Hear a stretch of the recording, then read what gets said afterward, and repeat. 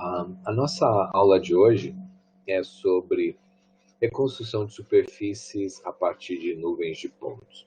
E isto é um assunto bem importante para a gente, relevante, porque o processo de modelagem de objetos, né, consequentemente de cenas tridimensionais, é algo bastante sofisticado, é algo que requer, na verdade, habilidades artísticas para que isso seja feito. Notem que modelagem é algo bastante time consuming. Mesmo um modelo simples como esse que eu mostro aqui na tela, ele requer não apenas a construção de estruturas que sejam visualmente agradáveis, mas isso tipicamente está associado à definição de estrutura de um esqueleto para permitir a animação dos objetos, etc. Né? O que a gente chama de rigging. Mas, como eu disse, modelagem é algo não trivial que, de fato, requer habilidades artísticas. E a gente tem, então, uma demanda por modelos cada vez mais sofisticados, mais complexos. Isso não é simples de se fazer.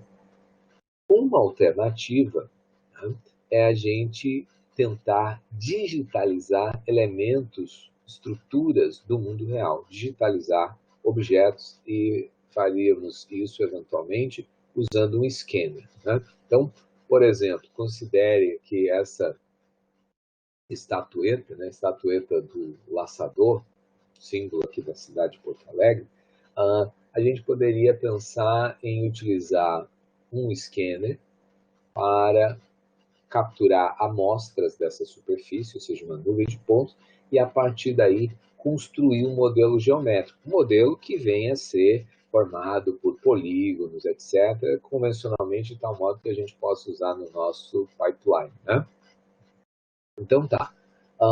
Eu fiz isso há alguns anos e obtive então um modelo, uma nuvem de pontos, com um pouco mais de 1.300.000 pontos. E o que a gente observa daí é o seguinte, que a gente pode, a partir da nuvem de pontos, obter um modelo geométrico. Isso é um modelo triangular, que nós poderíamos estar utilizando junto com a Giselle, de repente até podemos passar a incorporar esse modelo aqui também na nossa renderização com o Close2DL, mas isso ainda requer que a gente discuta coisas como que, a partir de uma representação como aquela lá, né, que dispõe de uma grande quantidade de amostras, eu consigo transformar isso de forma eficiente num modelo geométrico. Né? A gente vai precisar de técnicas para fazer reconstrução dessas superfícies a partir de nuvens de pontos. Tá? Existem algumas abordagens, né? Algumas várias, eu vou discutir com vocês classes de técnicas, e mais especificamente, quando a gente considera a reconstrução de superfície utilizando, né, técnicas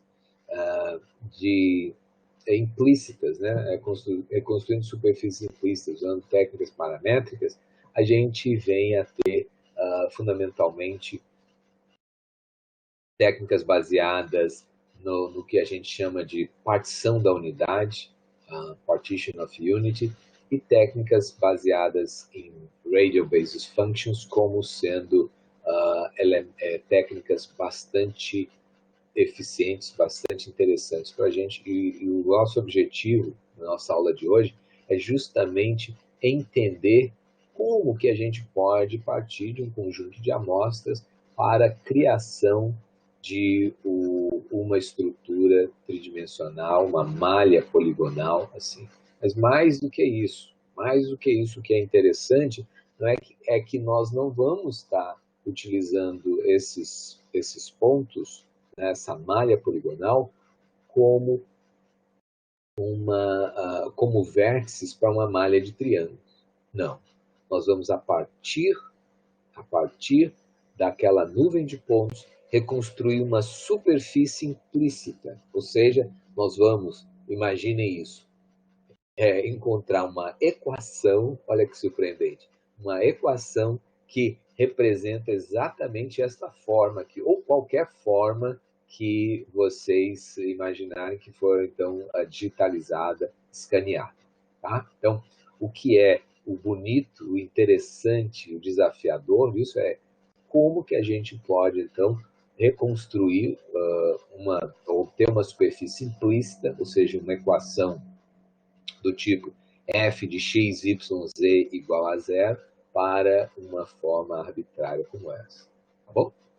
Esse é o nosso desafio. E bem legal. Vamos lá. Bom, naturalmente, só considerando aqui a importância da gente fazer a digitalização de estruturas, né? Nota, isso tem muitas aplicações práticas. E uma vez que o modelo seja digitalizado, a gente vai precisar, naturalmente, fazer a reconstrução da superfície para fins de uso em computação gráfica ou para, eventualmente, produção de réplicas, digamos, utilizando impressoras 3D ou usando outros mecanismos para fabricação desses modelos. Tá? Então, notem aqui uma estátua que foi encontrada, então, no final do século passado,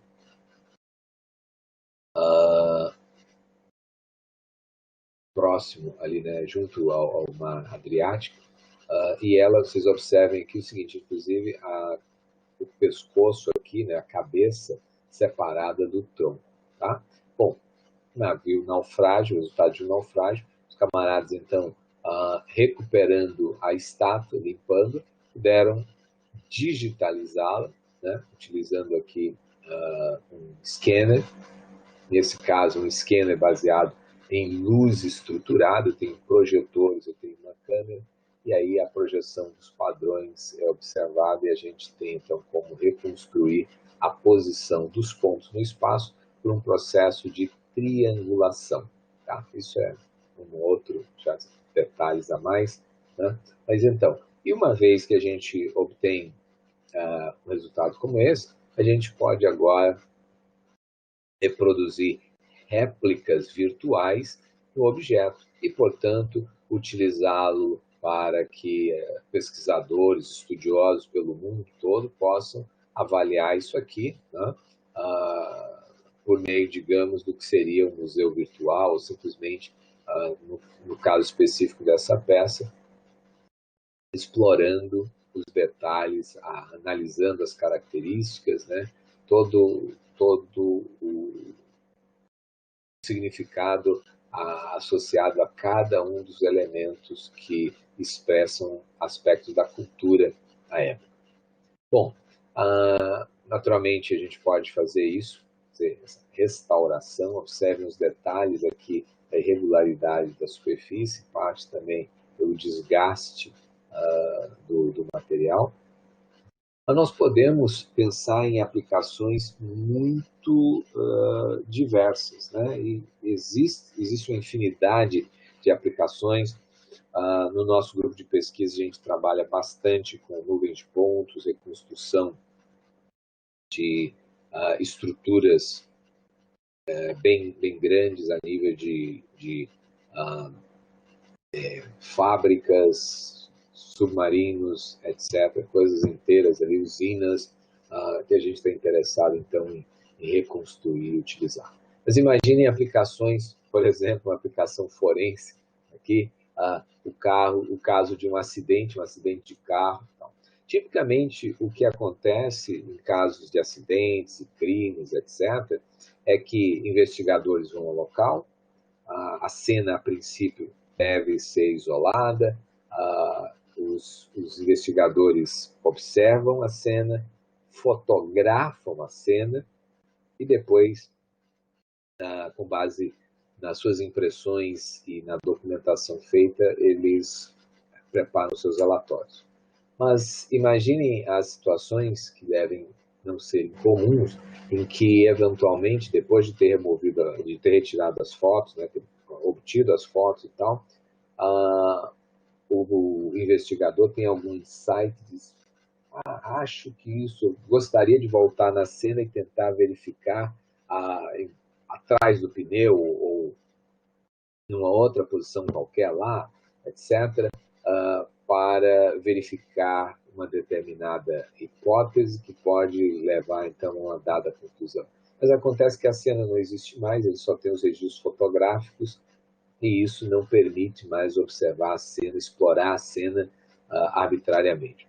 Se, por outro lado, nós digitalizássemos a cena apenas, ao invés de apenas fotografá-la, nós poderíamos então manter um registro tridimensional que pode vir a ser explorado dinamicamente por um grupo de especialistas, né, um grupo de investigadores, mesmo que eles não estejam no local da cena, nunca tenham ido lá, etc. Né?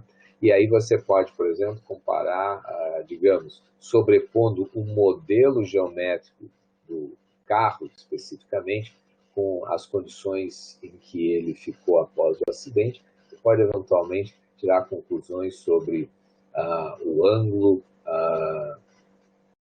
digamos, assumindo aqui que um outro veículo tenha batido nesse tal veículo, talvez velocidade, etc. Várias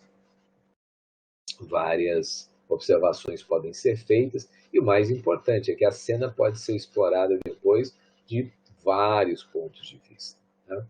Não apenas restritos às projeções capturadas pelas fotografias naquele momento em que o fotógrafo esteve lá.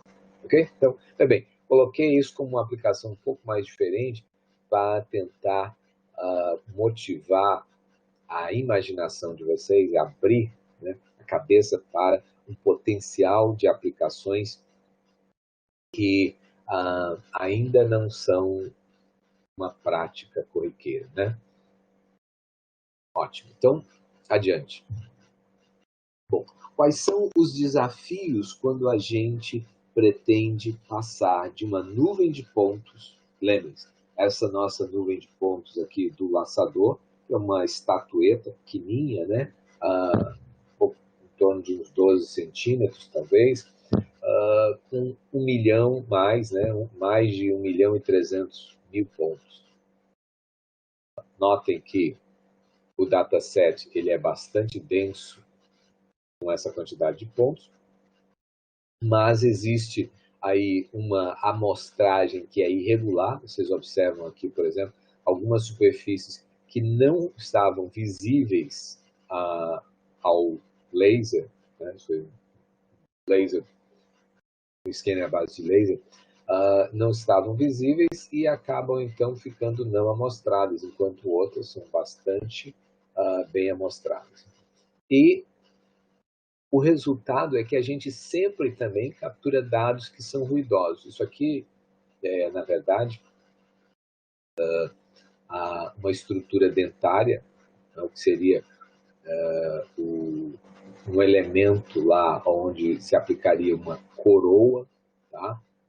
Quando o indivíduo precisa, então, fazer uma prótese, aplicar uma coroa, fica uma estrutura, um pino feito no dente, do próprio dente do indivíduo, e aí sobre isso aí é colado, então, essa outra questão lá, chama de coroa, a fins, né, estéticos e mecânicos. Mas vocês observam que é bastante irregular, isso bastante ruidoso. E é ruidoso porque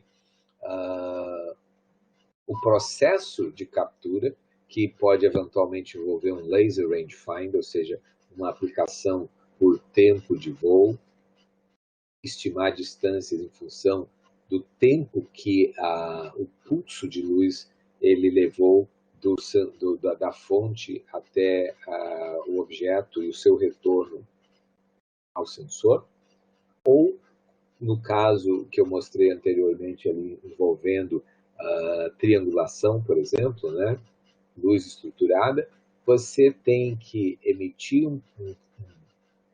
quer dizer, você projeta uma imagem, um padrão, aquele padrão de linhas que vocês viram na estatueta, e uma câmera, uma ou mais câmeras têm que capturar aquela projeção, e a partir do conhecimento da posição e orientação relativa entre esses objetos, você vai, por triangulação, estimar a posição de cada ponto ao longo daquelas linhas que vão variando, vão varrendo a superfície. Mas nota que aí nós temos uma imprecisão a nível pixel, a linha de laser eventualmente pode cobrir vários pixels, mas também a gente tem a situação em que o laser estimulou determinado pixel, mas foi no centro do pixel, aquela energia chegou um pouco mais para o lado, lembra que tem uma área finita, mais para o outro, como é que não é. Existe aí uma imprecisão também associada. Além disso, as propriedades refletivas do material. Se eu tenho um material que reflete a luz para longe do scanner, ou seja, uma superfície que venha a ser especular, essa luz eventualmente não volta, a gente acaba tendo uma amostragem mais baixa naquela região. Se o laser atinge aqui uma determinada quina, a reflexão acaba sendo de uma forma também esquisita, isso tende a introduzir ruído, etc. Além da própria imprecisão do sensor e do conjunto como um todo, né? Então, existem aí vários desafios a serem considerados. Bem, então tá. Sabendo disso, a questão é que técnicas, que métodos estão disponíveis para a gente, a partir de uma nuvem de pontos, reconstruir um modelo geométrico. Existem técnicas que nós vamos chamar de algébricas, ou métodos algébricos, existem métodos geométricos, existem, naturalmente, métodos baseados em redes neurais. Hoje em dia, né, temos praticamente tudo aí resolvido na forma de redes neurais, e temos métodos implícitos. Tá? Eu já falei de 3 deles e listei-os novamente aqui, e é este, né, o conjunto de métodos que nos interessa em particular e nós vamos descrever, porque tem uma formulação matemática bem interessante, né, muito legal da gente entender, estudar, como que é possível reconstruir uma superfície implicitamente, né?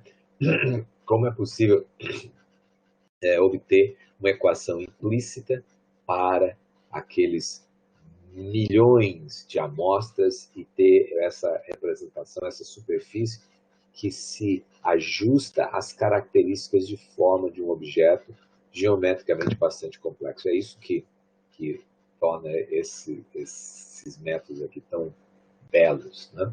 Tá. Mas, de qualquer modo, eu vou dar para vocês uma ideia geral de como funcionam os métodos algébricos e os métodos geométricos. Então, vamos lá. Os métodos algébricos, eles são os mais simples. Eles só se aplicam ao caso de superfícies bastante simples, né? Com datasets relativamente pequenos. E a ideia é fazer o fitting, né? O ajuste de uma superfície algébrica lá ao conjunto de pontos. Então, imaginem que eu tivesse uma nuvem de pontos como essa, a gente poderia tentar fazer o fitting de uma superfície como um paraboloide, e ele vai tentar, então, se ajustar, vocês vejam aqui, aos pontos da nuvem. Mas essa é uma, como eu menciono aqui, uma técnica bastante limitada.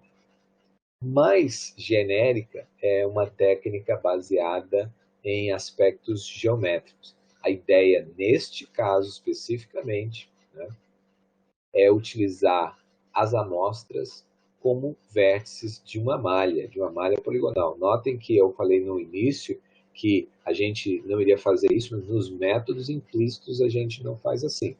Mas no caso de métodos geométricos, as amostras da nuvem de pontos, elas vão ser tratadas como vértices dessa malha poligonal que a gente vai tentar reconstruir. Para fazer isso, frequentemente se usa um algoritmo chamado de triangulação de Delaunay. Tá? Triangulação de Delaunay é um algoritmo clássico em geometria computacional e que procura produzir triângulos que têm uma relação de aspecto muito boa. Então, produz uma triangulação de boa qualidade para evitar, por exemplo, o que se chama de skinny triangles, aqueles triângulos muito fininhos, assim, né, espetados. Bom, este tipo de reconstrução, ele naturalmente é bastante sensível à existência de ruído. Eu falei para vocês que ruído é algo que está presente nos conjuntos de dados. Isso implica que a gente, muito provavelmente, vai precisar ter uma etapa de pré-processamento, onde vamos aplicar uma filtragem a esse conjunto de dados, tá bom? Além disso, é extremamente sensível à densidade localmente, né, localmente falando, da nuvem de pontos.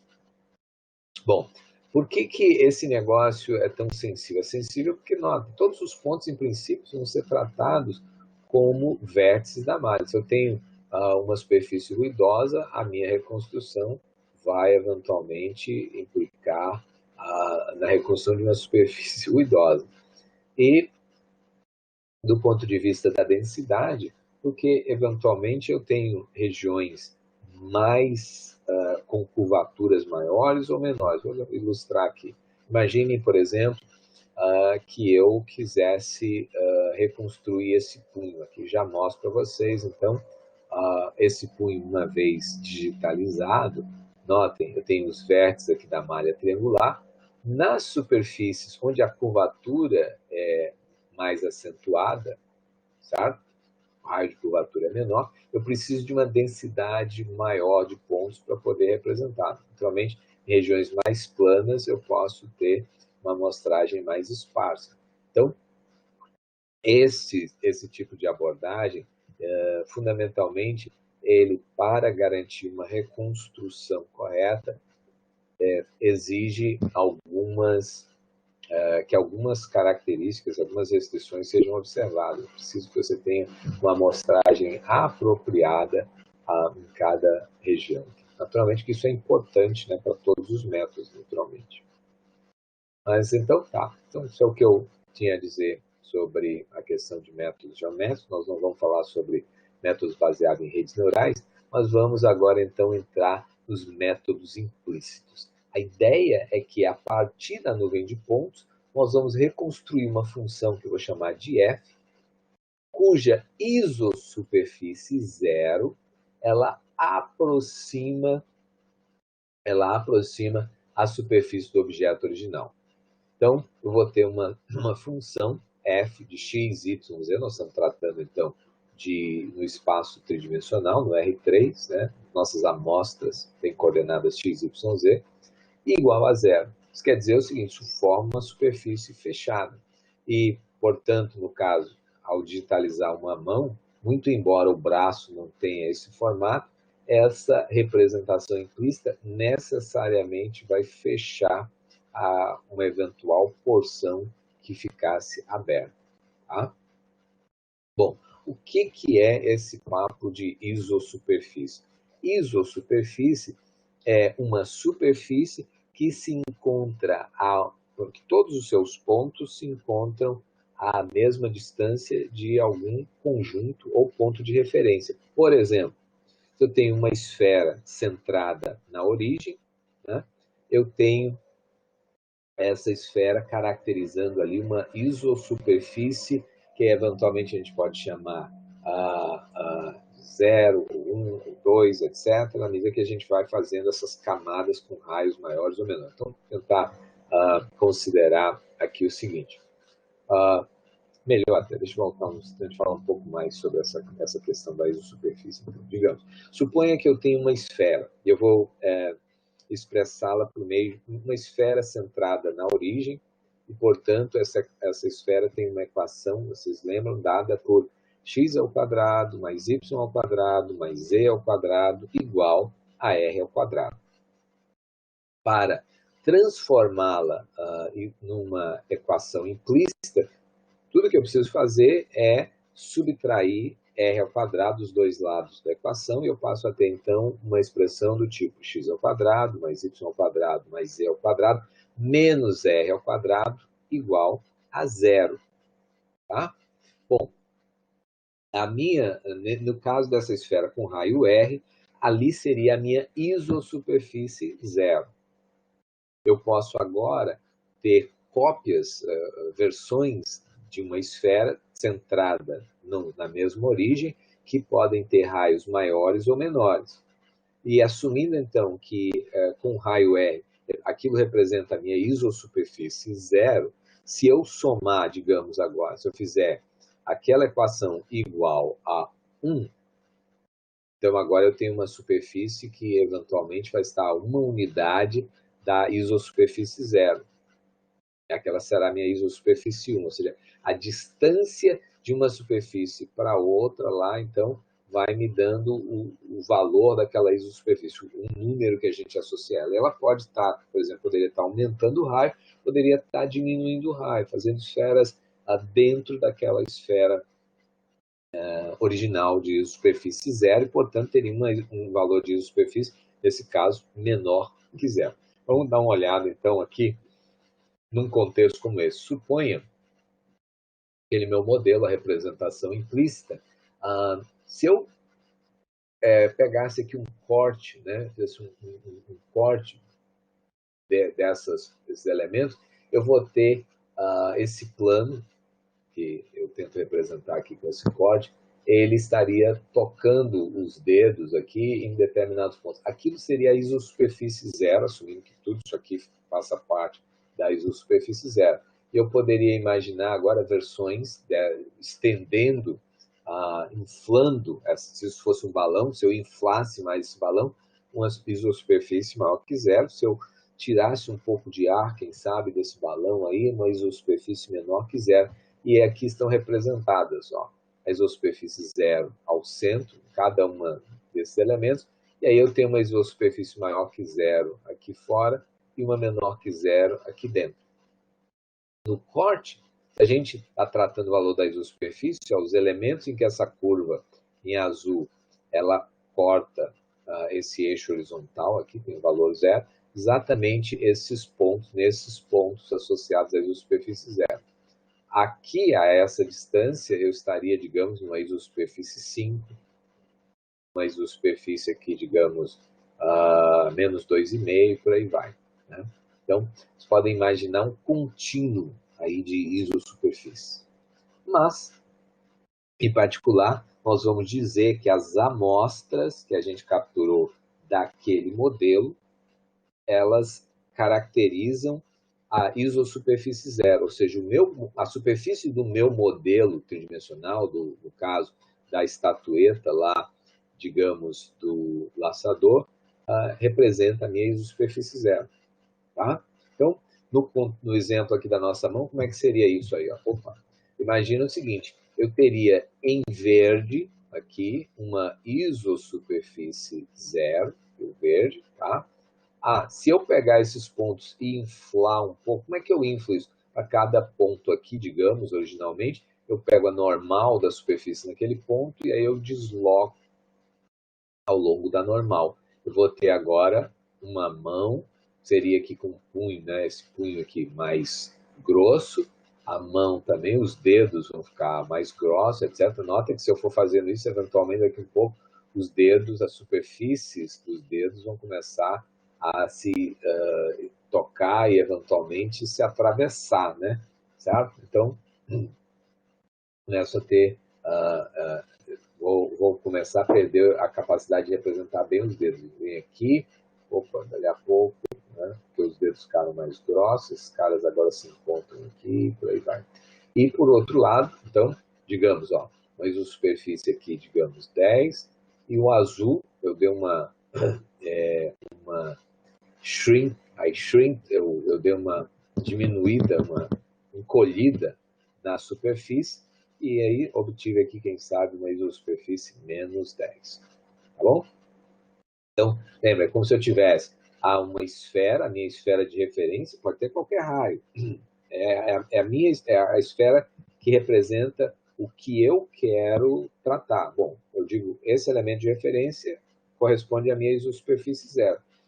Esferas, continuando no mesmo exemplo, né? Com raio maior, teria uma isosuperfície maior que zero. E se eu tiver uma esfera também concêntrica ali com raio menor, aquilo vai representar uma isosuperfície com uma isosuperfície de valor menor que zero, né? Tá? Onde esse valor está associado, então, à distância para a superfície de referência, a isosuperfície zero. Então, ó, eu espero que tenha ficado claro. Veja bem, ó, nesse caso aqui, a minha representação para uma esfera que tem um raio R particular. Eu representei aqui na forma de uma superfície simplista. Mas esse R podia ser qualquer coisa. 2, 10, 50, o que fosse.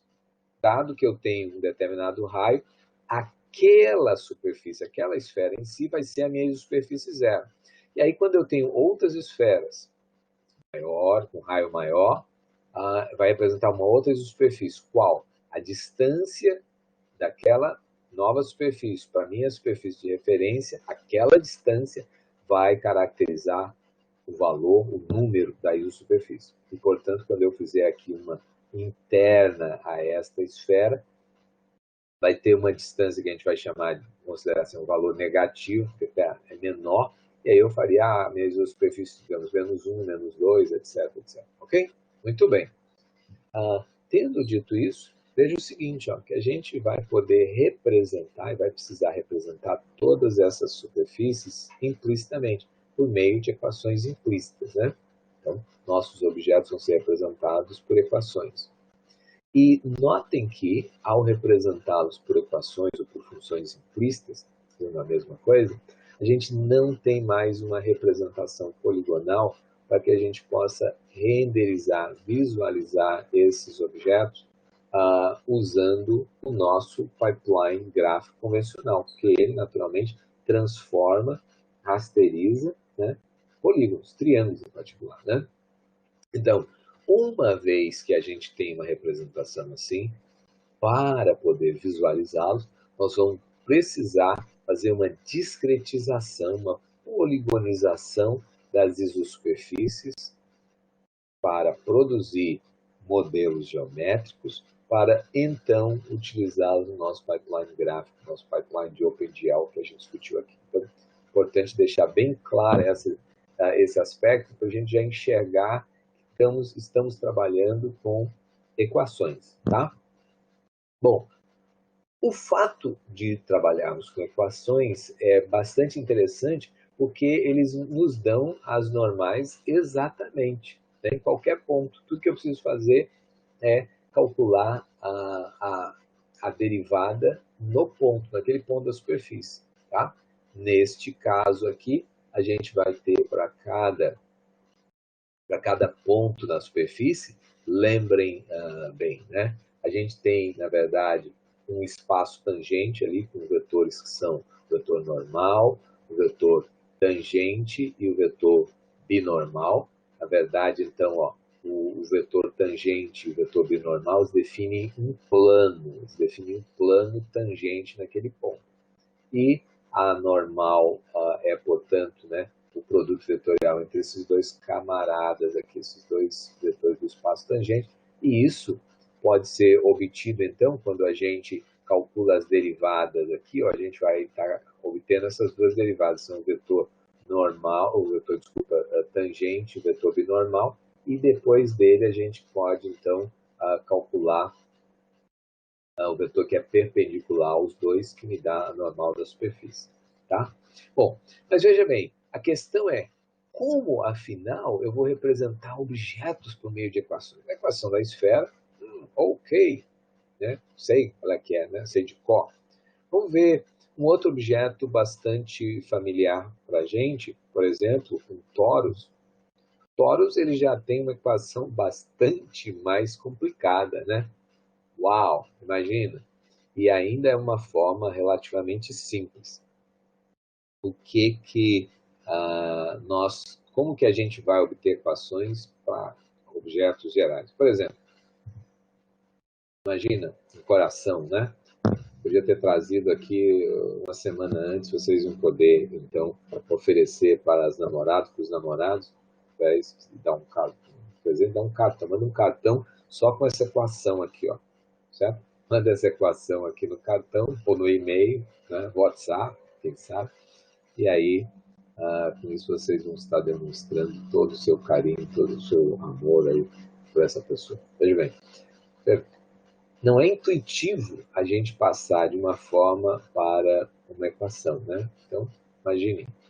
E comparado ao nosso laçador, esta forma ainda é bastante mais simples. Né? A pergunta que fica para a gente é o seguinte: como é que nós vamos obter equações para modelos digitalizados? Para representações arbitrárias, de superfícies arbitrárias, né? Então tá. Para isso, então, eu vou introduzir para vocês uma noção muito importante aqui para a gente, que são as funções de base radial ou radial basis functions, tá? Essas funções, elas vão nos oferecer uma abordagem bem geral para encontrar uma representação implícita para todo esse dataset, ou seja, eu tenho, digamos, esse conjunto de amostras aqui no espaço, eu vou utilizar essas funções para obter uma representação implícita que vai me dar a isosuperfície zero, digamos, né, e a partir dela eu posso encontrar todas as outras, definida por esse conjunto de pontos. E nós vamos poder fazer considerações sobre um suporte global ou local. O que é isso? Suporte global, se eu tiver, na verdade, eu posso estar utilizando essas funções para reconstruir um modelo para todo o conjunto de amostras de uma única vez, ou eu posso também estar fazendo reconstruções parciais, ou seja, locais, né? Uso essas funções para reconstruir o modelo de um subconjunto dessas amostras, depois para um outro subconjunto e tal, e ao final eu consigo combinar essas coisas. Naturalmente que para fazer essas reconstruções aqui, a partir de um conjunto de reconstruções locais, eu preciso garantir que haja uma sobreposição entre esses vários subconjuntos, para que a gente possa, então, garantir essa continuidade. Do contrário, se não houver isso, por exemplo, eu capturo e reconstruo aqui, e reconstruo esses caras completamente independentes, ó, eu não tenho informação entre o que estaria entre esse elemento, essa amostra, espero que vocês estejam vendo o mouse, e o seu vizinho. E lembre, como essas representações sempre serão fechadas, isso aqui vai eventualmente fechar nesse conjunto, o outro vai fechar no outro. Tá? Então eu preciso necessariamente de algum nível de sobreposição, overlap, tá? Para que eu possa passar de reconstruções locais para uma reconstrução global. Por que eu estaria interessado em ter reconstruções locais quando eu posso ter reconstrução global e já não me preocupar com isso? Como nós vamos ver em breve, a reconstrução global pode envolver a necessidade de recursos computacionais os quais a gente não tem disponibilidade. Tá? Vou mostrar, deixar isso bem claro para vocês em breve. Então tá, muito bem. Essas funções são chamadas Radial Basis Functions porque elas utilizam, na verdade, funções que se baseiam, então, na distância. As nossas amostras, tá? E a gente vai passar a chamar essas amostras agora de centros. Para cada uma dessas amostras, eu vou fazer medidas utilizando o análogo circular, que, por exemplo, em 2D seria uma circunferência, em 3D seria uma esfera. Então, tem essa distância definida por esse tal raio aqui, tá? E ela é radial no sentido que vai em todas as direções, independente da direção. Então, eu tenho, para cada centro aqui, eu vou, em princípio, estar aplicando aqui esse análogo de uma esfera para a dimensão correspondente. Repito, 2D com circunferência, em 3D, né, a superfície esférica, etc. Então tá. Bom, e aí o seguinte, ó, a partir de cada um desses pontos, eu vou estar estimando uma certa distância. Notem que aqueles pontos devem representar a minha isosuperfície zero. Então é o seguinte, à medida em que eu vou colocando agora, a partir da isosuperfície zero, uma certa distância, e essa distância é medida com respeito, digamos, à normal, naquela amostra, a gente vai produzindo outras isosuperfícies. Então, de novo, entendendo que a isosuperfície zero é aquela caracterizada lá pelas amostras que eu tenho, esta isosuperfície aqui representada pela linha laranja, ela vai ser chamada isosuperfície K, onde K é a distância, o comprimento desses segmentozinhos em verde que eu estou colocando aqui. Ok? Bom, como é que então a gente representa essa superfície? Pela contribuição de cada um desses centros aí. E a gente vai ter uma expressão bem simples, bem compacta, que é dada assim, ó. A minha superfície f de x, x representa um ponto qualquer no espaço, ela é dada então por um somatório de 1 até n, onde n é o número de amostras que eu tenho, certo? De uma função φ, que nós ainda vamos definir. Esta função φ é a nossa função de base radial. E esta função tem um argumento. O argumento veja bem, eu tenho aqui uma norma L2, vamos dizer, isso é um valor positivo sempre aqui. A distância do ponto no espaço para cada um desses centros. Cada CI representa um centro. Então, CI de 1 a N representa cada um desses N pontos aqui, são as nossas amostras, aquelas amostras que o meu scanner capturou da estatueta lá do laçador. E X representa um ponto qualquer no espaço. Então é o seguinte, se a gente aplicar esta função e ela está escalada, né, por um certo lambda aí, ou seja, eu tenho um peso, valor de lambda, associado também a cada um dos meus elementos aqui, dos meus centros, este somatório aqui vai me dizer exatamente qual é que é a isosuperfície associada a um ponto X no espaço. Então, se o ponto, por exemplo, se esse X coincidisse com um desses camaradas aqui, naturalmente eu já saberia que esse somatório vai resultar em zero, porque esses pontos estão na isosuperfície zero. Digamos que essa distância aqui, ó, em verde, apresentada em verde, né, seja K e, portanto, essa linha laranja represente a isosuperfície K. Se eu pegar qualquer ponto aqui dessa linha laranja, colocar as coordenadas X aqui desse ponto laranja e CI, naturalmente, são as coordenadas desses centros, e já tiver obtido os valores de lambda, a gente vai ver como calcular os valores de lambda. Vejam bem, isso a gente ainda vai precisar calcular. Os CIs já estão determinados pela posição das amostras. Os X representam qualquer ponto no espaço. Lambda aí, a gente vai ter que resolver um sistema de equações para encontrar esses caras que vão fazer justamente com que eu obtenha, para qualquer ponto X, a distância daquele ponto para a isosuperfície zero. E, portanto, esta distância, a isosuperfície zero, caracteriza a isosuperfície a qual o ponto X pertence. Ok? Então, um segundinho aí para vocês observarem essa equação e pensarem na descrição que eu falei. Vamos lá, repetindo. CIs são as coordenadas dos centros.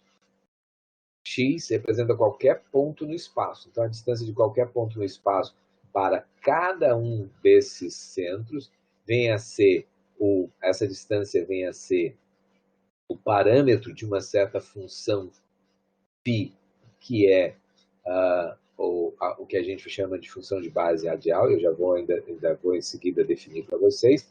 Isto vem a ser escalado cada uma dessas distâncias aqui e o resultado da aplicação da função φ, melhor dizendo, por determinada distância, né? Aplicado a determinada distância, é escalado, e isso vai me dar a distância de ponto x qualquer à isosuperfície. Então tá, com base nisso, vamos ver o que a gente pode fazer. Vou começar com um exemplo aqui para tornar isso bem mais concreto. Suponha que eu tenha 4 pontos, 4 amostras. Fui digitalizar alguma coisa e obtive então esses 4 pontos. Bom, eu vou agora precisar saber qual é a distância de um ponto x no espaço, né, ponto x qualquer no espaço, a cada um desses pontos. Como estes pontos também fazem parte do espaço, eu já sei a distância entre eles e vou colocar isso numa matriz. Por exemplo, eu vou pegar a distância do ponto centro, vamos dizer assim, centro 1 ao centro 2, e vou, então, colocar aqui numa matriz, vou dizer o seguinte, olha, a distância do elemento 1, do centro 1 para o centro 2 é tal, mas isso coincide também com a distância de 2 até 1. Eu pego a distância do centro 1 ao centro 3, coloco aqui na minha posição na matriz, mas distância é simétrica, então vem para cá. Para o 4, vou fazer isso agora do 2 para o 3, do 2 para o 4, depois do 3 por 4, vou complementando aqui, né? Depois eu vou calcular a distância de cada um desses elementos para si mesmo. Isso vai completar a minha diagonal principal aqui, dessa matriz, tá? Veja bem, por que eu estou fazendo isso? Porque a gente precisa ainda calcular os lambdas. E os lambdas, eles têm que ser calculados de tal modo que a minha função satisfaça uma série de critérios, né? Esses caras vão ser os argumentos da minha função de base radial. Vamos lá.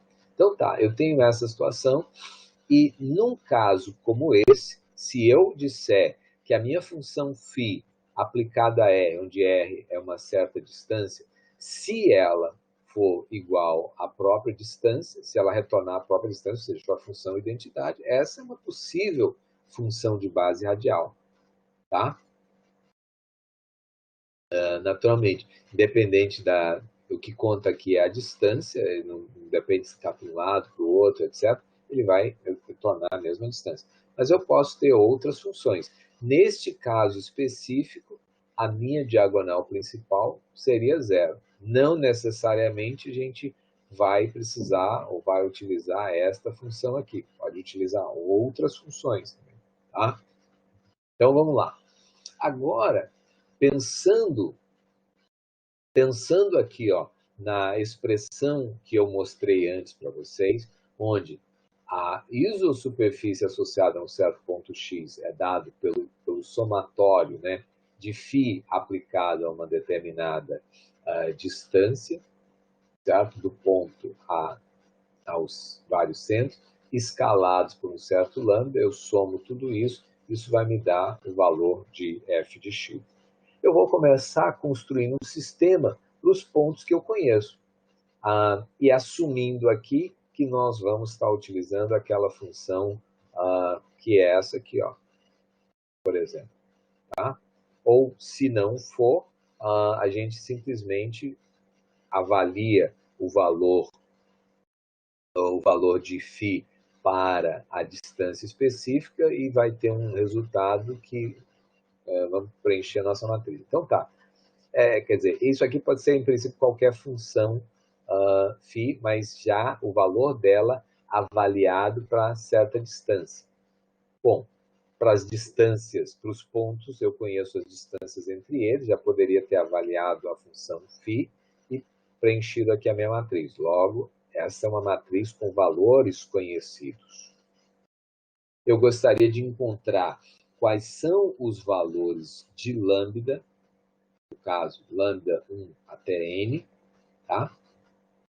Que satisfazem essa equação. Nota, isto aqui vai me dar, então, um conjunto de valores que me dá o valor de f de x, por exemplo, o x1 correspondendo, neste caso, no caso específico aqui, ó, seria o valor quando x corresponde à posição do centro C1.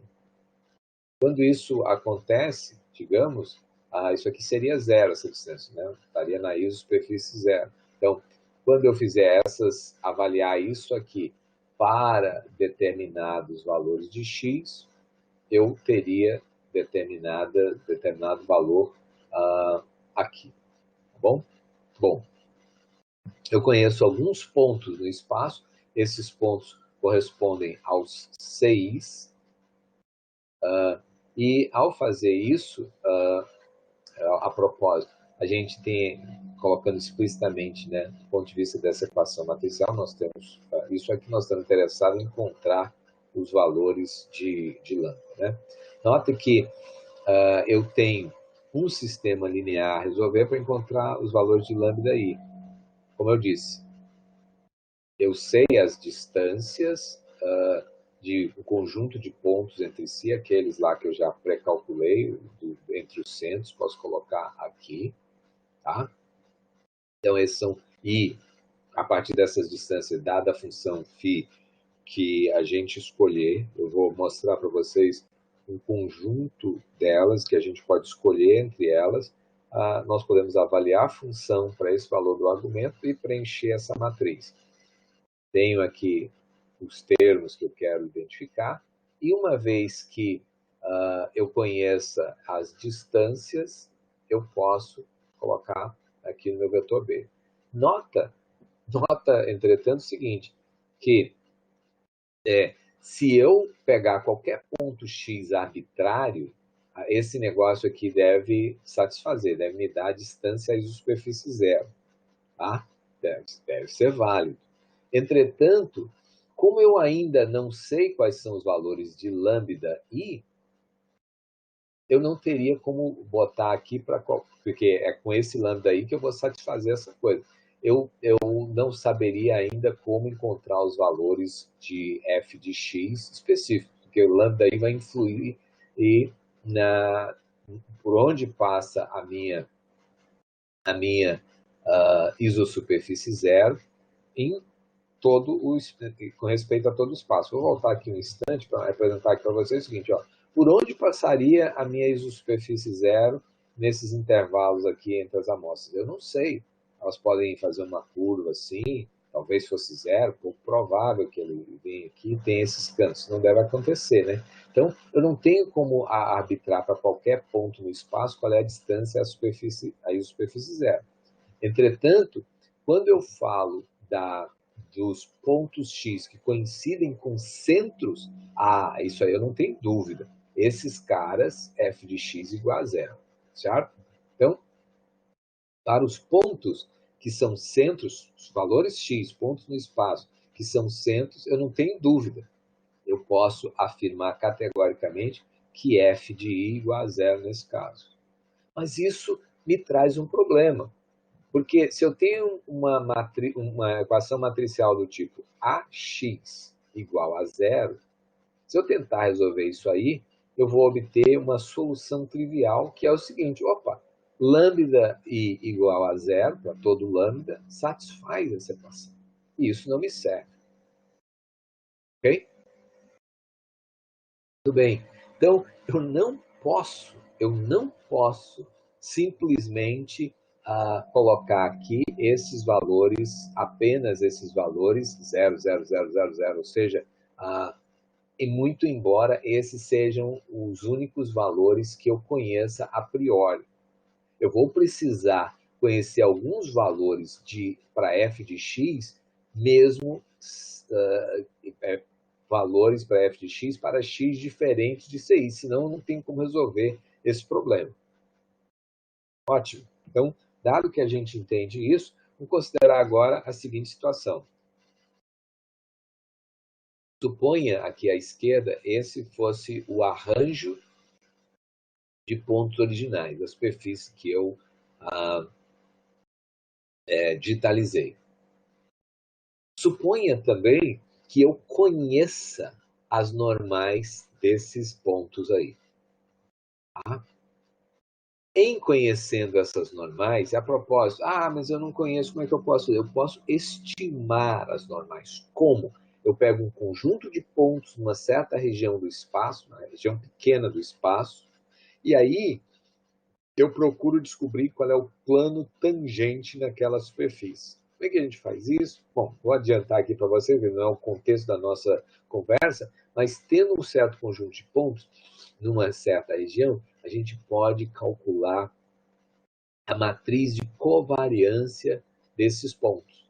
E quando a gente tem essa matriz de covariância, que é muito simples de calcular, mas, de novo, não vou entrar em detalhes aqui, só estou dizendo para vocês que é fácil obter esses valores de normais, a gente, então, calcula os autovetores dessa matriz. Eu estou em 3D, eu tenho que ter, então, aí, né, 3 autovetores.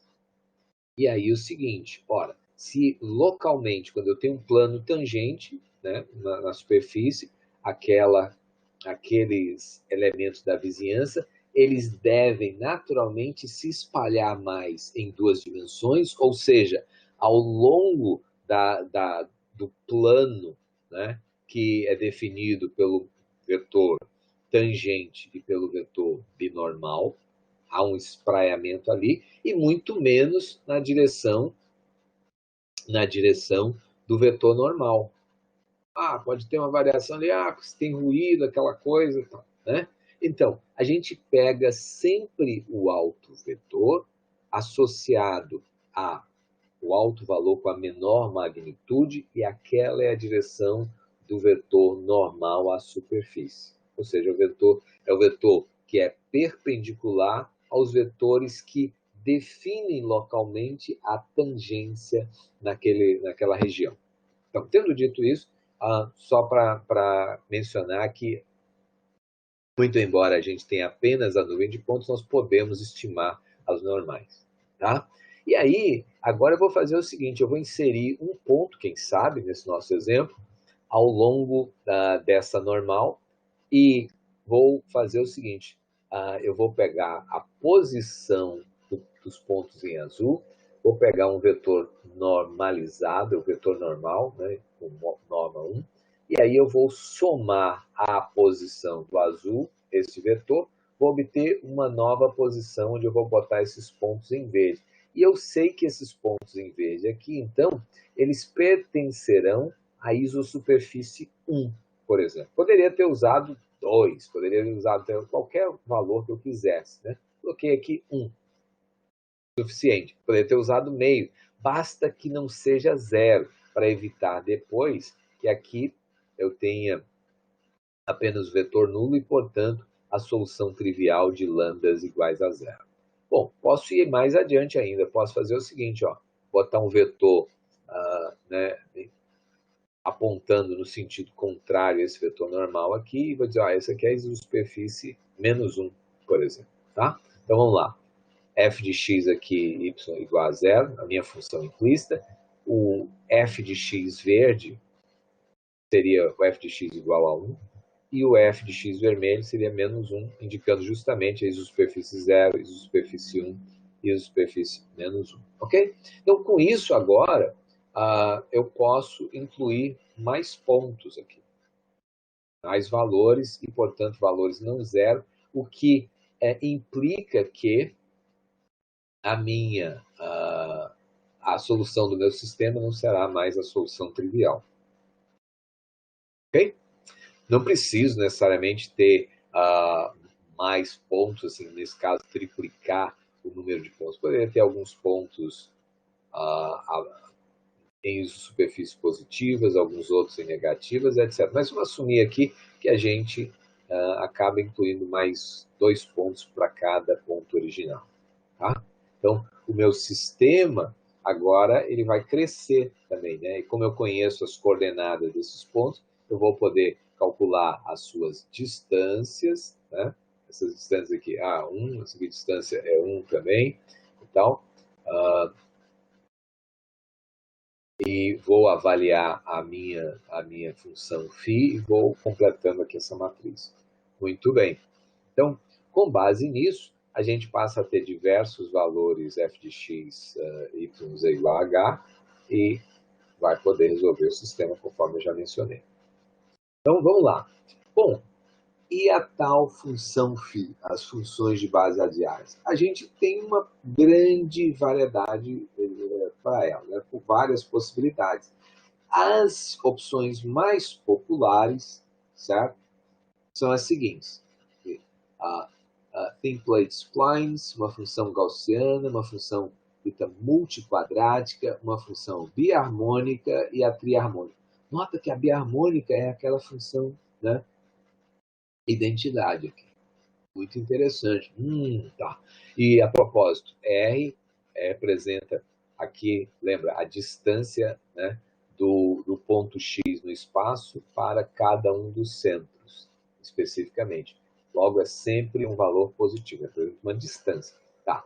Ocorre, entretanto, o seguinte, que quando a gente vai pegando essas funções, não necessariamente o sistema tem solução.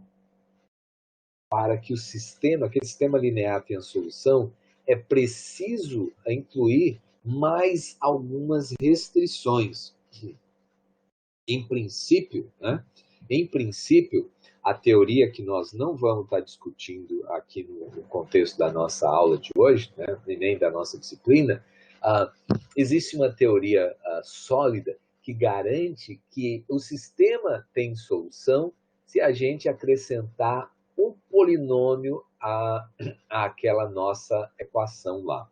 Então, em particular, é o seguinte: se a gente escolher a template splines ou a função biharmônica, a gente vai precisar acrescentar um polinômio de grau 1. O que é um polinômio de grau 1?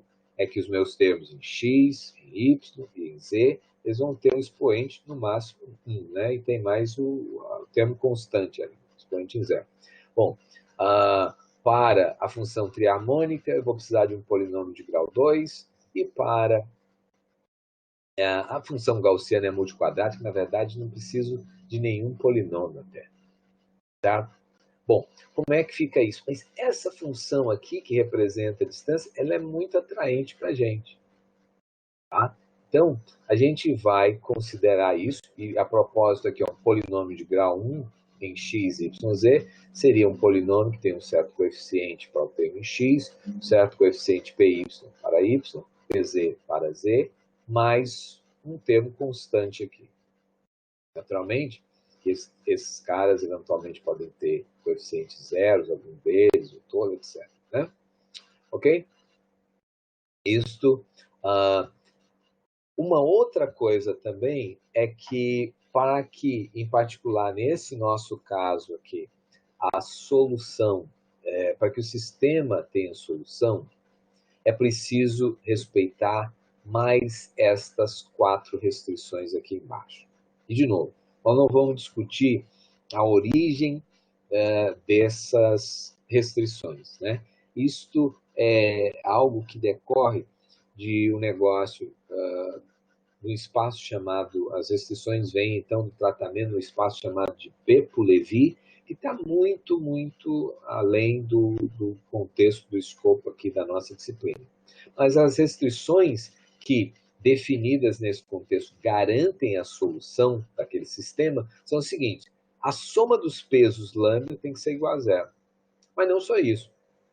A soma dos produtos de lambda pelas coordenadas x, y dos meus elementos lá, ou seja, dos meus centros, também tem que ser zero, assim como a soma dos produtos dos pesos pelas correspondentes coordenadas y e z dos centros também tem que ser tudo zero. O que nós vamos ter que fazer é dar um jeito de, no nosso sistema, incluir tanto essas restrições quanto o nosso polinômio, para que, quando a gente resolver o sistema linear, a gente esteja resolvendo o sistema restrito a estas condições aqui, né?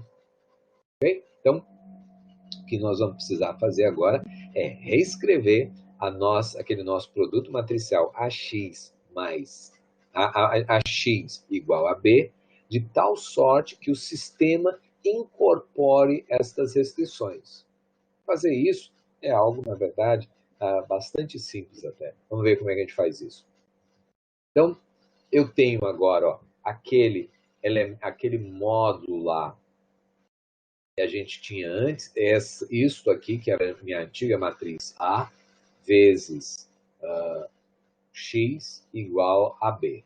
Mas nota que a minha função agora, né, a minha representação da função de base radial, pelo fato de eu ter optado por utilizar a função biharmônica, ou seja, φ de R igual a R, a gente precisa de um polinômio de grau 1. O polinômio de grau 1, ele tem a seguinte coisa, para cada centro, estou aqui tratando do primeiro centro, o centro C1 tem coordenadas x1, y1, z1.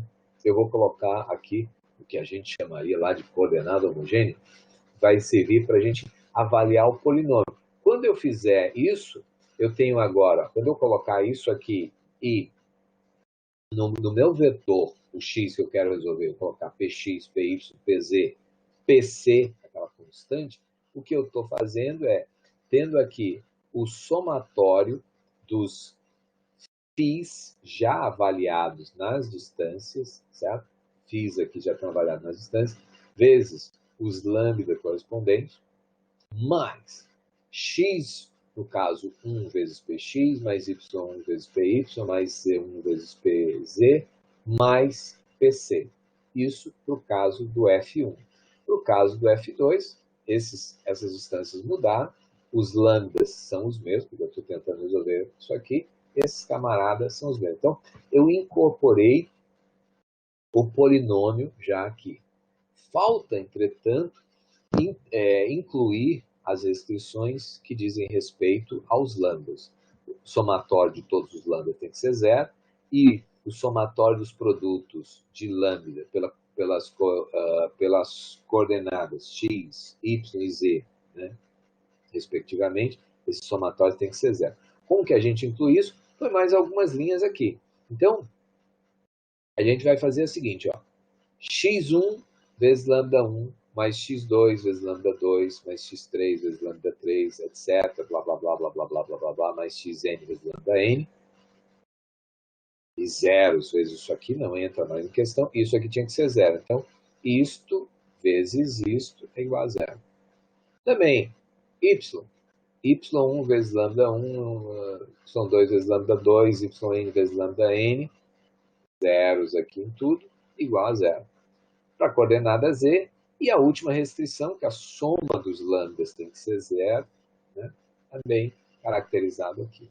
Então, notem, uma maneira bastante engenhosa de incorporar neste sistema, né, nesse produto matricial, todas as restrições que eu preciso.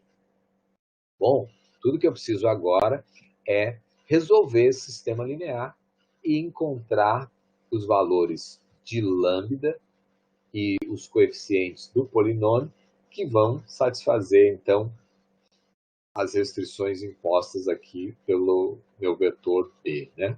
Okay? E com isso, uma vez que eu tenha lambda, os valores de lambda e os valores de P, eu vou poder avaliar com essa expressão a f para qualquer valor de x, para qualquer ponto no espaço. Para qualquer ponto x no espaço, uma vez que eu tenho esses coeficientes, se eu avaliar essa expressão, ela vai me dar a distância daquele ponto arbitrário x no espaço para a isosuperfície zero. Ok? Muito bem. Então, vamos lá. Só preciso resolver esse sistema. Uau! Né? Então, isso é o que eu acabei de falar, né? A gente já resolve.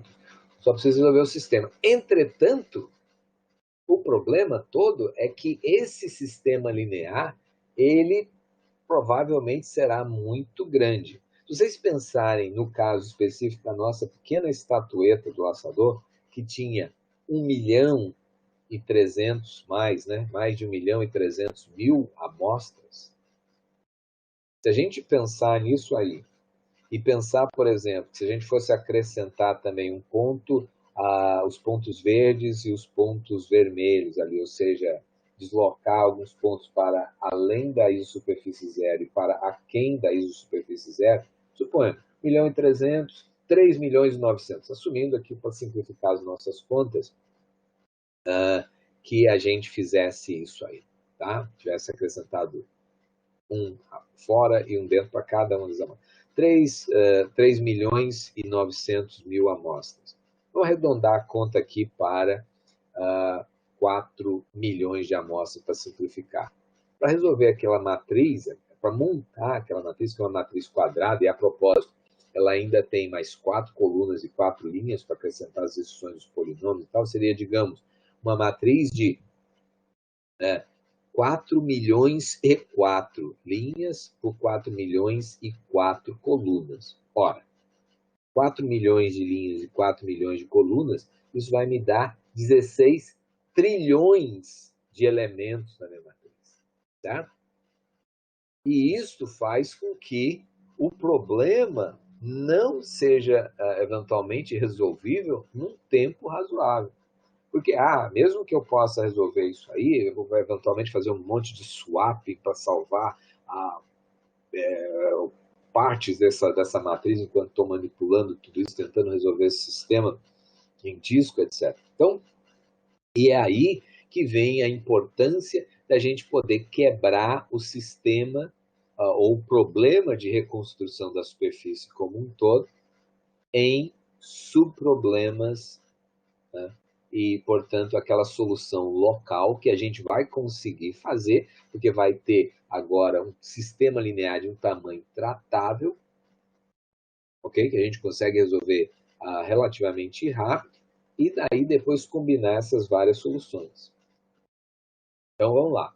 A solução, então, é utilizar o que a gente chama de particionamento, a partição de unidade. A gente vai subdividir o espaço em pequenas regiões, em regiões menores, mas conforme eu falei para vocês, tem que haver sobreposição, porque senão a gente não vai conseguir saber o que estava entre duas regiões, e conforme eu falei, como cada uma vai ser representada, vai ser reconstruída como uma superfície simplista, aquilo iria fechar cada sub-região em si mesmo.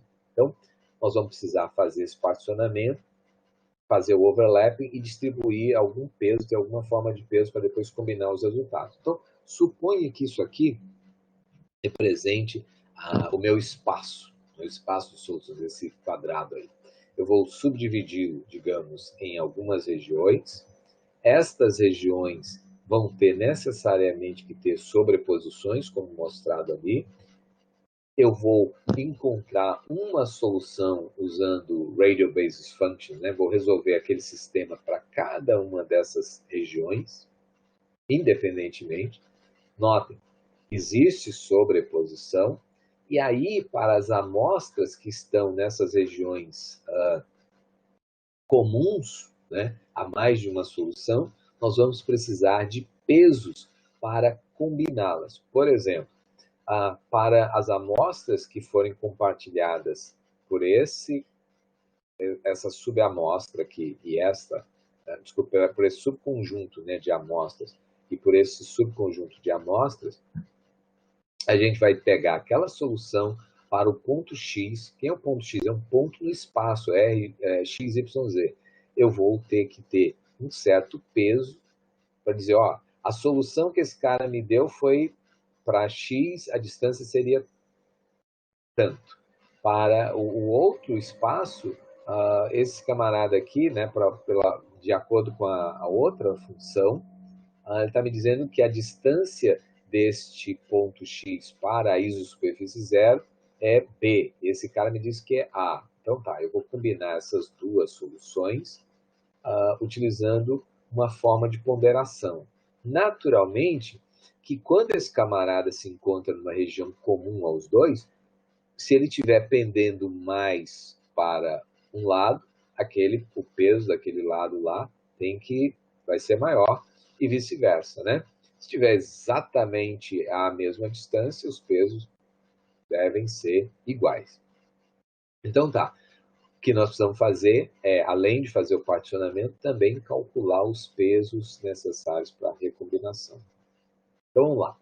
A solução global para qualquer ponto x, aí notem que eu agora botei um F maiúsculo aqui para diferenciar isso das soluções parciais, as soluções dentro de cada pequena região, vem a ser qual que seria, né, a distância estimada para, ou a isosuperfície calculada para o ponto x, qualquer no espaço, vezes o peso que aquele particionamento lá daria para ele. Eu acumulo tudo e tenho, então, o valor, né, da isosuperfície final global para aquele ponto X no espaço tridimensional.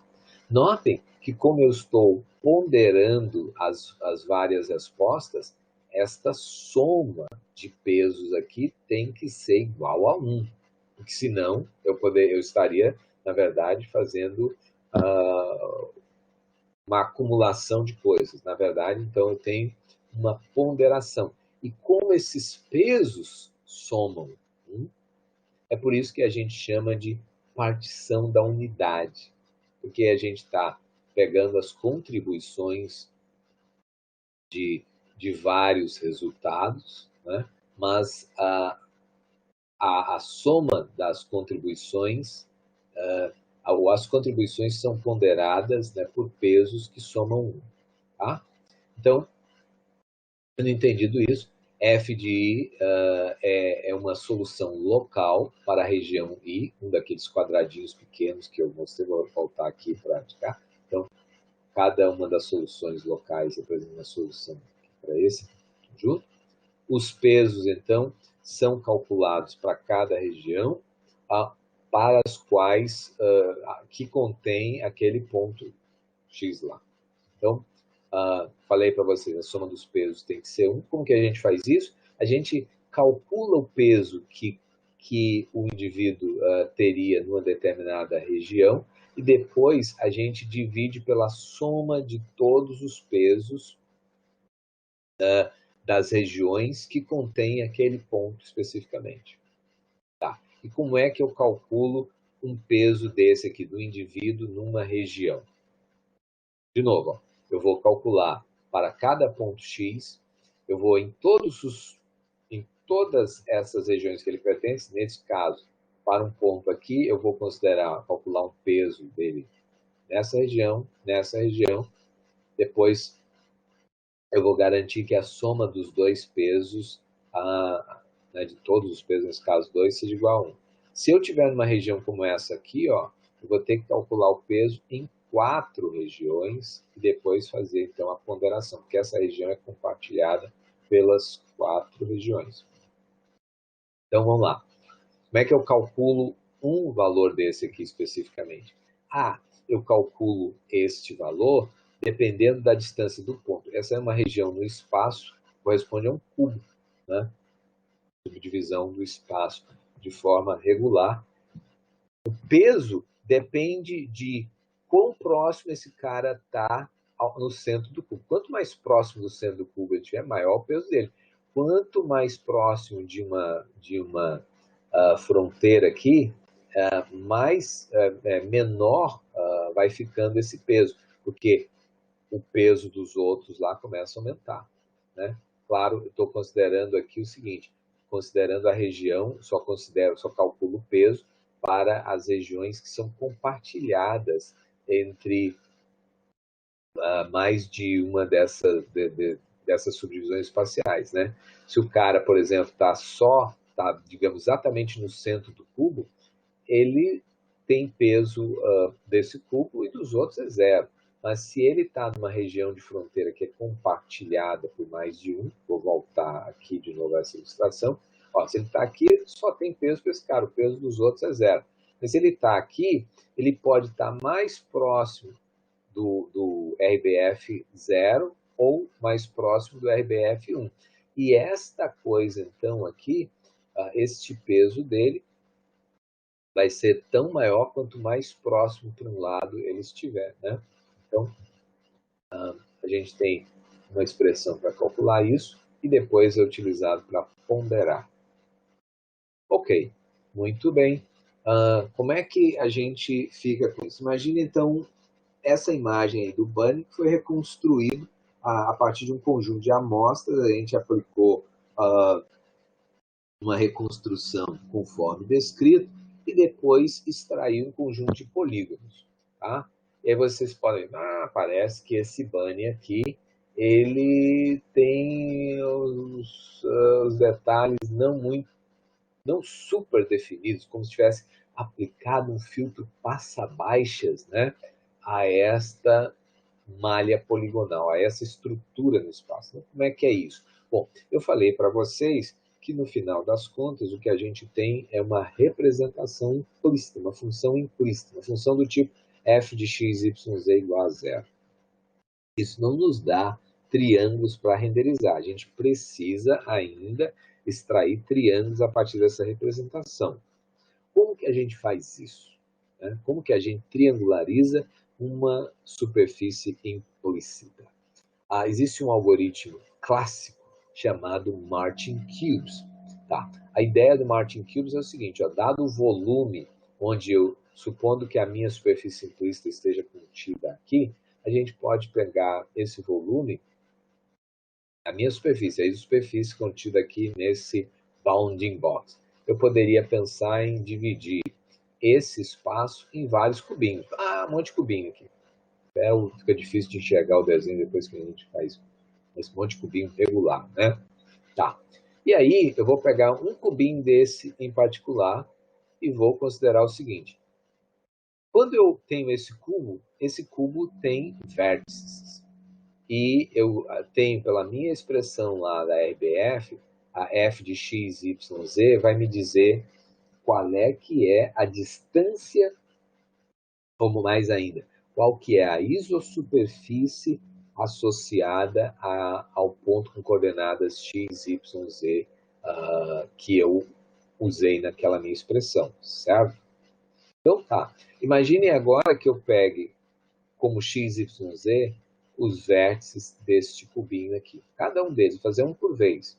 E suponha que de início eu estou apenas interessado em saber se se o sinal é positivo ou negativo. Se é uma superfície, digamos, para fora ou para dentro do modelo, digamos. Né? Então, eu vou fazer isso, vou avaliar as coordenadas desses 8 vértices na minha função f de x.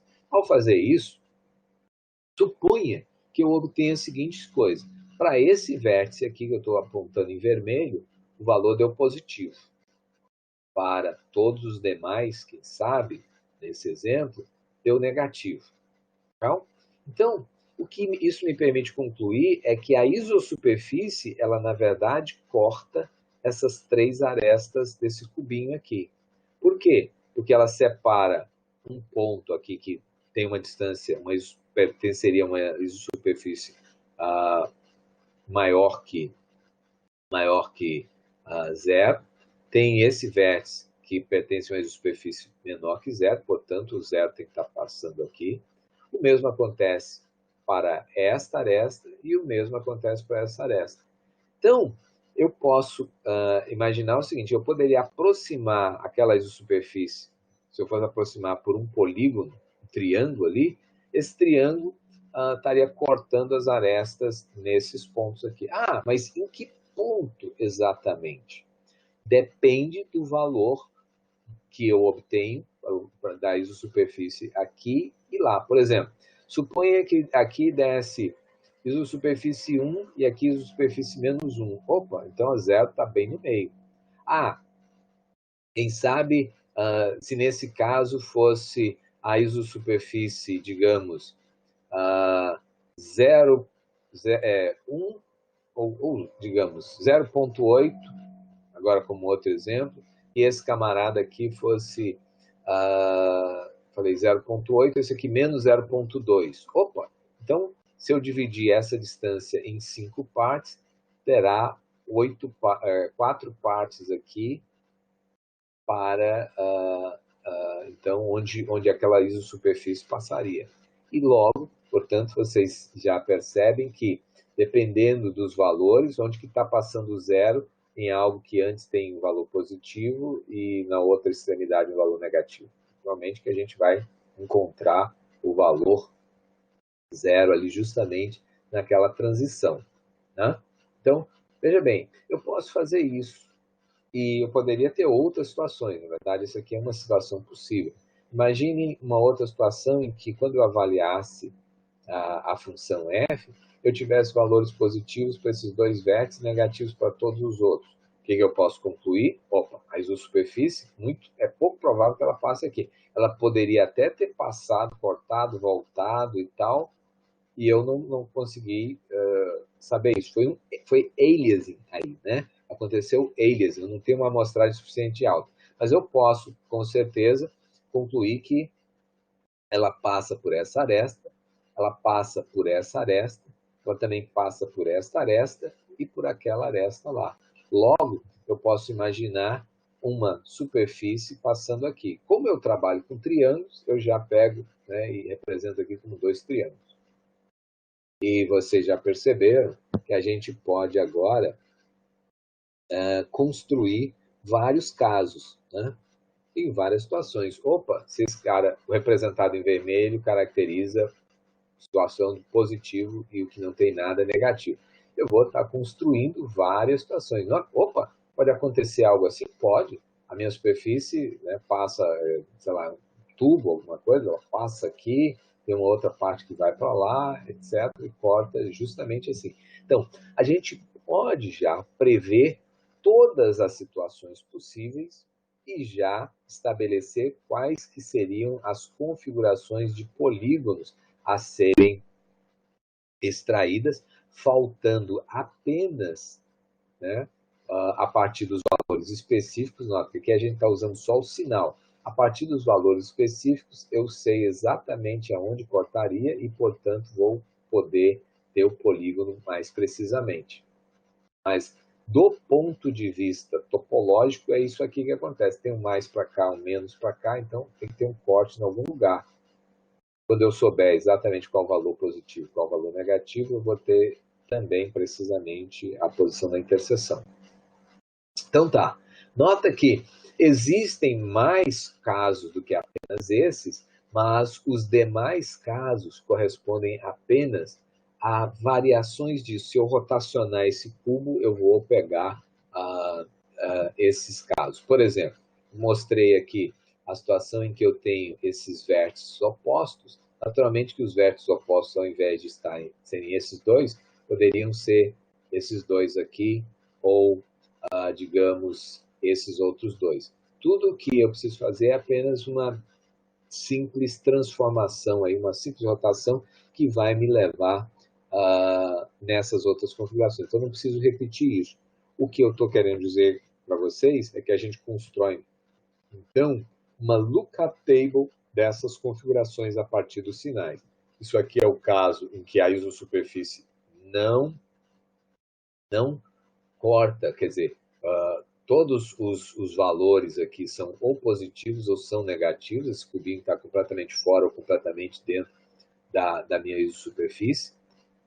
Exatamente isso, eu posso afirmar isso com precisão, categoricamente? Não. Eu poderia até ter uma situação que tem a isosuperfície, ela vem aqui, fininha e volta. E aí, como eu só estou amostrando nos vértices, esse seria um problema de aliasing. E isto já mostra para vocês o seguinte, que a resolução do meu grid de amostragem no Martin Cubes está me dando a taxa de amostragem, né, que eu venho utilizar. Por exemplo, se eu utilizar um grid de cubinhos mais, digamos assim, mais próximos desses camaradas com arestas menores, eu vou conseguir reconstruir o modelo com mais detalhes. Se eu usar cubos maiores, né, discretizar o meu espaço com cubos maiores, eu vou naturalmente começar a perder detalhes. Tem aquele efeito lá que eu mostrei para vocês de low pass filtering, né? Que é equivalente àquela reconstrução também que a gente mostrou da superfície quando eu falei de Relief Texture Mapping, quando a gente reconstrói uma malha fazendo uma amostragem regular. Eu peguei aquela textura e fui então amostrando em posições regulares e criando vértices polígonos, eventualmente eu vou perder elementos ali de alta frequência. Tá? Bom, uma coisa, eu espero que tenha ficado claro tudo isso aí, né? Então, à medida em que a gente aumenta o número de cubinhos, ou seja, diminui a dimensão do cubinho, a gente vai ter uma amostragem mais precisa da nossa função implícita. O modelo poligonal vai ficar com mais detalhes. Well, qual é a implicação disso? Vai ter mais polígonos também. Para renderizar vai ficar mais pesado, né? Vai ficar mais caro. E para extrair os polígonos usando o Martin Cubes também vai ficar mais demorado. Tá bom? Então, vocês acabaram de ser introduzidos aí a um algoritmo extremamente importante, famoso, né? Chamado Martin Cubes. Isso é fundamental para quem trabalha, por exemplo, com visualização volumétrica, a extração de superfícies, no caso, por exemplo, trabalhar com imagens médicas, fazer reconstruções a partir de fatias de imagens de tomografia, de imagem de ressonância magnética, e assim se reconstrói, então, modelos, estruturas, por exemplo, para serem depois visualizadas com computação gráfica, né? As estruturas, as representações geométricas, por exemplo, do que seria, digamos, um órgão foi imagiado lá com tomografia. Eu quero um rim, o coração e tal. Como é que eu vou reconstruir depois para manipular com computação gráfica, extraindo com um algoritmo como esse. Tá, então vamos lá. Uma coisa a observar é que Martin Cubes, ele não é muito, Martin Cubes convencional, original, ele não é um grande amigo de arestas sharp, né? Porque, por exemplo, imagina que isto aqui é esse outline, que eu estou aproveitando aqui, representa os detalhes de um desses cubinhos, e eu tivesse uma aresta que vem aqui, né? Alguma coisa da superfície ela viesse aqui bem retinha, e depois saísse para cá, tivesse esse canto bem definido. Olha, do ponto de vista do Martin Cubes, quando eu avaliar os sinais, ele vai encontrar uma interseção aqui, uma outra interseção aqui, e aí o polígono que ele vai extrair é esse aqui. Ó. Os cantos, esse canto que deveria estar aqui dentro, ele acabou sendo, digamos assim, tratado de uma forma não muito boa. E é isso que eu estou ilustrando aqui, ó. Uma estrutura, uma peça, né, mecânica, que tivesse cantos bastante bem definidos, num esquema como esse, com um algoritmo como esse, acaba sendo representada de maneira não ideal. E aí, como esse é um problema importante, um trabalho, então, aqui um gole d'água, do Leif Kobel, que é um professor alemão, ele apresentou uma solução simples, mas muito interessante para esse problema. Como que a gente pode evitar esse tipo de situação e aproximar melhor estruturas como essas aqui? Então, o Leif propôs uma solução muito simples que eu vou mostrar aqui para vocês e que é extremamente efetiva. Então, notem, aquelas arestas a princípio seriam perdidas, né? Se estivesse entrando aqui no meio do cubinho, porque, opa, vai ser jogado fora. O que pode ser feito num caso como esse? A observação do Leif, eu ilustro aqui, ó, com essa representação. Imagine que esse é o grid em verde, é o grid do Martin Cubes, tá? Claro, uma seção transversa. Que a minha superfície implícita ela representada exatamente por essa superfície azul. A linha azul caracteriza a minha superfície implícita. Deveria ter esta característica. Como eu tenho uma amostragem que é bastante esparsa aqui, ó, não tem como caracterizar isso.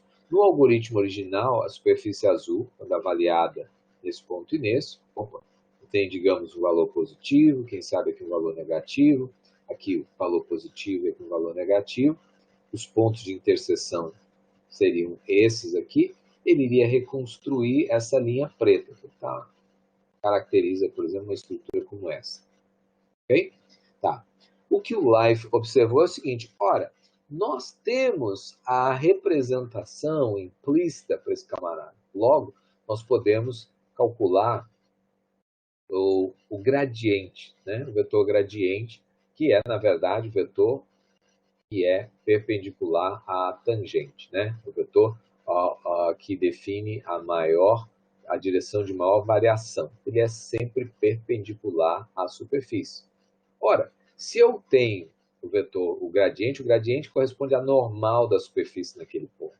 Então, eu posso agora pegar um vetor que é perpendicular ao gradiente, ele será a tangente naquele ponto. E eu vou fazer o seguinte, nesse local de intersecção, eu estendo, né? Eu faço aqui uma reta, uma aproximação linear, aproximação mais simples que eu posso fazer, eu não sei o que tem nessa superfície, mas eu vou aproximar aqui por um plano.